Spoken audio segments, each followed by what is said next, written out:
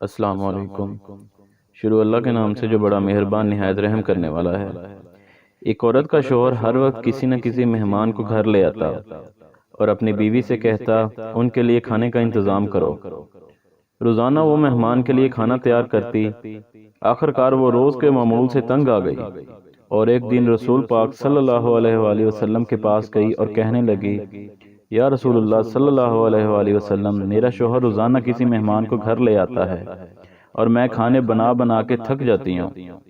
یا رسول اللہ صلی اللہ علیہ وآلہ وسلم، کوئی ایسا طریقہ بتائیں کہ میرا شوہر گھر میں مہمان نہ لائے۔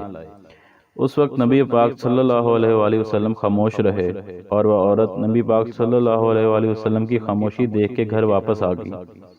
اگلے دن نبی پاک صلی اللہ علیہ وآلہ وسلم نے اس عورت کے شوہر کو بلایا اور کہا کہ کل میں تمہارا مہمان ہوں۔ وہ آدمی بہت خوش ہوا اور گھر آ کر اپنی بیوی کو بتایا کہ آج نبی پاک صلی اللہ علیہ وآلہ وسلم ہمارے مہمان بن کر آئیں گے۔ اس کی بیوی بہت خوش ہوئی اور جلدی سے اچھے اچھے کھانے بنانے لگی۔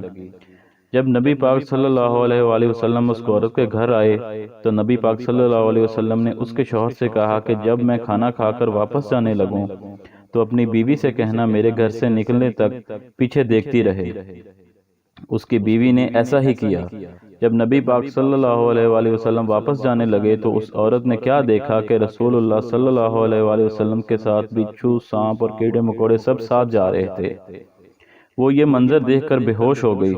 اگلے دن وہ پھر نبی پاک صلی اللہ علیہ وآلہ وسلم کے پاس گئی تو نبی پاک صلی اللہ علیہ وآلہ وسلم نے اس عورت کو بتایا کہ مہمان اپنا نصیب خود لے کر آتا ہے اور جو مہمان کے لیے محنت کی جاتی ہے اس کے بدلے جب وہ واپس جاتا ہے تو ساتھ اس گھر سے ساری بلاؤں اور اس گھر کے سارے گناہ اپنے ساتھ لے کر جاتا ہے۔ اس لیے گھر آئے مہمان کی قدر کریں اور حسب استطاعت خوشی خوشی مہمان نوازی ضرور کریں۔ مہمان اللہ کی رحمت ہیں اور جو اپنا نصیب خود لے کر آتے ہیں۔